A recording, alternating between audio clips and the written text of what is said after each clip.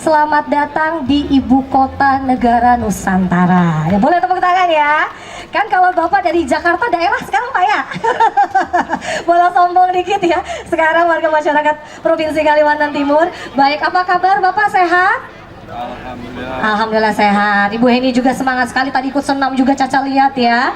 Baik, yang pertama kita kan seperti temanya adalah hati-hati ketika belanja online. Ibu Heni tadi juga sempat menyebutkan dalam sambutannya adalah ada beberapa hak yang harus kita ketahui sebagai konsumen. Tapi sebelum itu Caca juga penasaran nih Bapak Ibu.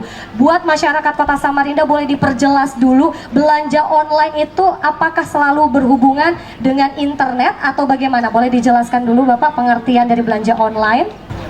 Oke, silahkan Bapak. Terima kasih Mbak Caca. Online yang berarti kan bukan offline.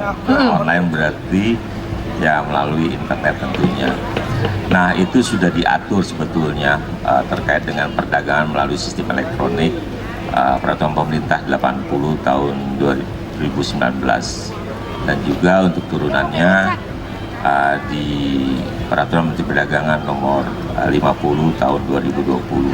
Di situ sudah diatur mengenai hak dan kewajiban konsumen maupun bagi penyedia perdagangan online. Gitu Pak Caca. Berarti semua yang berhubungan dengan belanja melalui internet itu masuk kategori online. Berarti termasuk yang e-commerce seperti itu ya. Termasuk juga bukan hanya barang tapi juga makanan juga Pak ya. Kalau jasa itu termasuk juga? Ya jasa kan ada Halodoc juga ya dan lain-lain itu bisa. Jadi pemesanan lewat online meskipun itu jasa yang datang ke rumah kita itu termasuk transaksi online.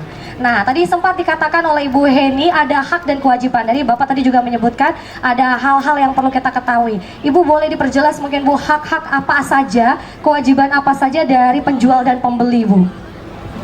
Ya, terima kasih Mbak Caca. Jadi di dalam sistem perdagangan barang dan jasa itu seyogyanya masyarakat itu tahu sebelum membeli barang itu apa yang diinginkan. Artinya barang yang mau dibeli itu seperti apa, mungkin komposisinya, mungkin dia ada ada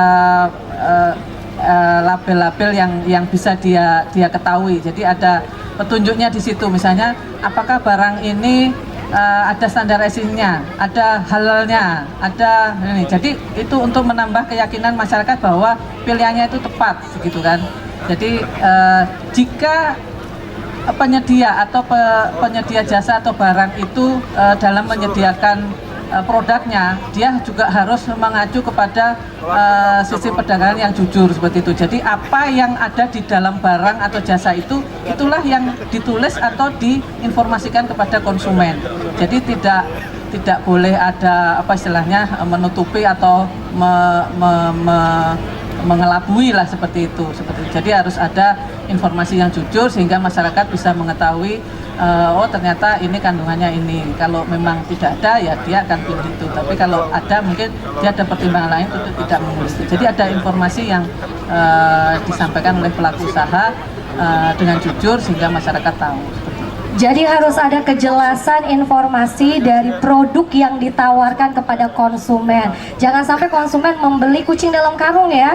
Beli produknya tapi yang datang tidak sesuai dengan pesanan. Sebenarnya banyak kayak gitu.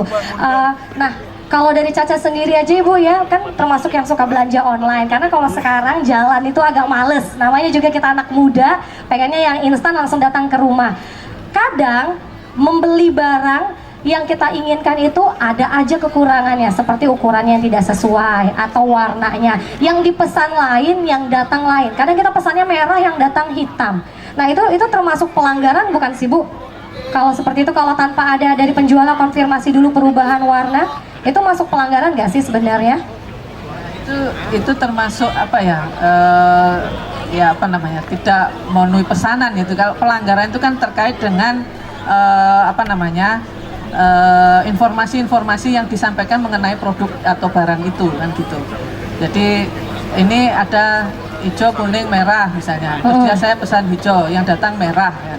Itu kan bisa komplain, artinya tidak puas kan. Masyarakat jadi konsumen tidak puas. Nah konsumen bisa komplain dan juga bisa mengadu sebetulnya kepada kepada apa namanya, pemerintah, atau kita sudah menyiapkan satu sistem informasi untuk bagaimana konsumen itu bisa mengadu. Ada namanya, kita sebut Sikomeng, Mbak. Sikomeng. Jadi sistem informasi, ayo konsumen mari mengadu. Artinya kalau ada terjadi apa ya, wan prestasi atau apa terkait dengan penyediaan barang dan jasa, konsumen bisa mengadu. Baik, sebelum kita, silahkan Bapak nambahkan. Baik, saya tambahkan. Jadi ada 3 kategori ya. Belanja melalui perdagangan online. Pertama melalui e-commerce. Itu udah jelas. E-commerce itu pertanggungjawabannya itu lebih jelas karena dia tergabung juga dalam IDEA. Jadi kayak Bukalapak, Tokopedia itu e-commerce. Ada juga social commerce. Iya, ada IG, ada Facebook. Kami menyarankan kepada masyarakat kalau mau belanja itu sebaiknya melalui e-commerce. Ya, hindari melalui perdagangan melalui social commerce. Kenapa, Pak? Apa bedanya, Pak? Karena di e-commerce itu mereka database-nya itu sudah terdaftar dalam IDEA dan ada deposit juga terhadap barang yang diperdagangkan. Jadi kalau konsumen mau komplain itu masih dikasih waktu 1 minggu. Tapi kalau social commerce itu sulit mencarinya karena mereka hari ini bisa upload, besok sore atau siang bisa hilang. Iya, benar-benar. Iya, seperti itu, Mbak. Oke. Jadi yang Caca tarik dari sini, sosial media seperti Instagram atau juga Facebook, biasanya sistemnya itu langsung penjual dan pembeli ya Pak ya, tidak ada pihak ketiga. Sedangkan kalau dari e-commerce itu ada pihak ketiganya yang punya aplikasi e-commerce itu sendiri. Jadi pembeli ini nanti ketika melakukan transaksi, uangnya akan ditahan dulu oleh si e-commerce sampai barang diterima. Jika pembeli sudah merasa puas, maka uang tersebut dilepas kepada penjual. Di situ bentuk lebih keamanannya Pak ya. Oke, bentuk keamanannya. Tapi juga Kak, tidak menutup kemungkinan meskipun pakai e-commerce pun ada hal-hal yang bisa melenceng dari hak dan kewajiban. Nah, kita ingin bertanya dulu juga, Pak, bagaimana sih caranya membedakan antara penggunaan e-commerce ini agar masyarakat itu juga bisa pandai-pandai memilih toko-toko di dalam e-commerce itu yang memang kredibel. Adakah ciri-cirinya kah sebagai konsumen yang pintar kita harus bisa memilih atau melihatnya? Boleh Pak mungkin ditanggapi? Ya, terima kasih Kak Caca dan Bapak sekalian. Assalamualaikum warahmatullahi wabarakatuh. Selamat pagi. Ya, jadi memang ini tren ekonomi ya, di mana kita semua berbasis internet atau internet of things, sehingga transaksi apapun kita berbasis internet ya, apakah untuk ekonomi atau non ekonomi itu menjadi sebuah keniscayaan, termasuk di dalam jasa finansial. Nah, di sini kita perlu kehati-hatian dalam bertransaksi, makanya tadi indeks kepercayaan konsumen menjadi sangat penting ya Ibu Kadis dan Pak Dirjen, karena salah satu indikator indeks kepercayaan konsumen adalah bagaimana konsumen harus membaca informasi sebanyak mungkin sebelum memutuskan untuk membeli atau tidak membeli, untuk bertransaksi atau tidak bertransaksi. Itu mengindikasikan indeks kepercayaan konsumennya akan baik. Nah, apalagi ketika kita belanja online ataupun e-commerce atau belanja daring, itu membutuhkan satu tingkat kecerdasan konsumen yang lebih tinggi dibanding ketika kita belanja secara offline, karena kita tidak menghadapi mana produsennya di mana ya, pelaku usahanya di mana, dan itu sebenarnya resiko tinggi kalau kita tidak membaca lebih dulu. Makanya hal yang terpenting ketika kita belanja online adalah bacalah syarat dan ketentuan yang berlaku ya terkait dengan platform transaksi itu. Nah, syarat dan ketentuan berlaku itu menunjukkan misalnya barang yang dibeli apa, harganya berapa, kemudian tadi warnanya apa, dan mekanisme komplainnya seperti apa, dan mekanisme pembayarannya seperti apa. Itu konsumen harus tahu betul. Dan kedua, yang juga harus dipastikan adalah tempat pembelian. Saya sepakat dengan Pak Dirjen tadi, kalau belanja di media sosial itu tidak terkontrol, ya, dia tidak terdaftar, dan kemudian kalau terjadi pelanggaran tidak ada pihak yang secara langsung bisa melakukan penegakan hukum atau apa, sehingga nanti akan lebih sulit. Maka yang terpenting adalah ketika kita belanja online atau e-commerce tadi, itu belanjalah di tempat-tempat plafon yang sudah resmi, ya, yang sudah terdaftar di EDIA, terdaftar di Kemendag dan segala macam, sebagaimana PP 80 tahun 2019. Nah, Caca mau bertanya lagi kepada Ibu Heni. Ibu Heni, sampai sejauh ini dari yang Ibu lihat, adakah berapa persen atau mungkin berapa banyak pengguna di Kota Samarinda dan Provinsi Kalimantan Timur yang berbelanja online dan mengalami kendala atau keluhan yang telah dilaporkan kepada dinas terkait, Ibu? Dan biasanya masalahnya apa yang paling sering? Ya, baik, terima kasih Mbak Caca. Jadi kalau di Kalimantan Timur untuk aplikasi sistem informasi Sikomeng tadi yang saya sampaikan untuk pengaduan konsumen memang relatif baru, karena ini juga menjawab dari perkembangan situasi yang ada. Artinya sekarang kan era digital, sehingga masyarakat yang mau mengadu itu kan tidak harus datang ke kantor kami, tidak harus menemui pejabat-pejabat kami, tapi cukup membuka aplikasi itu sehingga mereka bisa mengadu. Jadi apapun yang terjadi terkait dengan perdagangan barang dan jasa itu, silahkan mereka mengadu apabila mereka merasa dirugikan terkait dengan transaksi perdagangan barang jasa itu.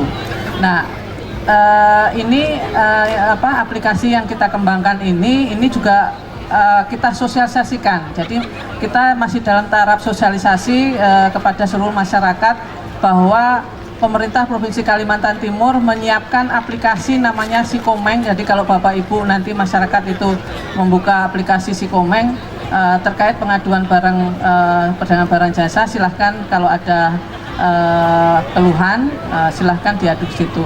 Memang belum banyak yang mengadu, tapi setiap tahunnya secara rutin kita selalu mensosialisasikan itu kepada seluruh masyarakat, tidak hanya di Samarinda tapi seluruh kabupaten kota. Kita lakukan sosialisasi konsumen cerdas. Jadi program itu secara rutin dan masif kita lakukan untuk 10 kabupaten kota.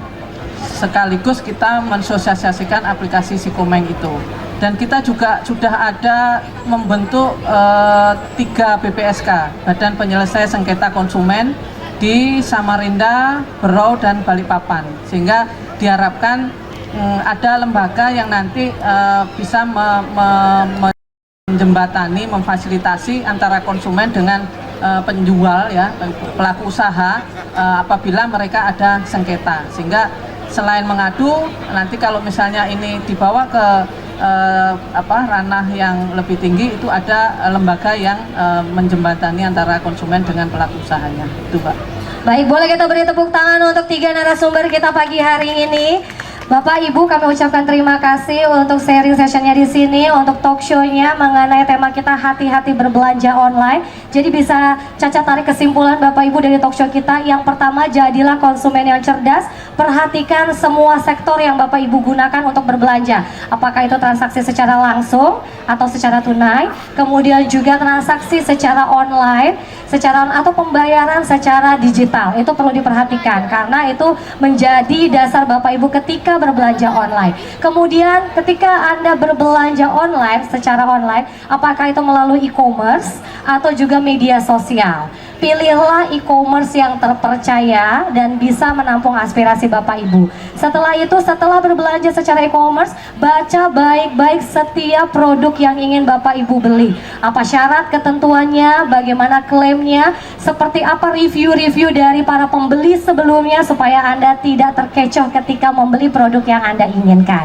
Demikian kesimpulan yang Caca bisa tangkap. Satu lagi terakhir, jika Anda merasa mengalami keluhan barang yang Anda beli tidak sesuai dengan perjanjian atau kesepakatan transaksi, silahkan adukan kepada aplikasi Sikomang. Sikomang ya Bu ya?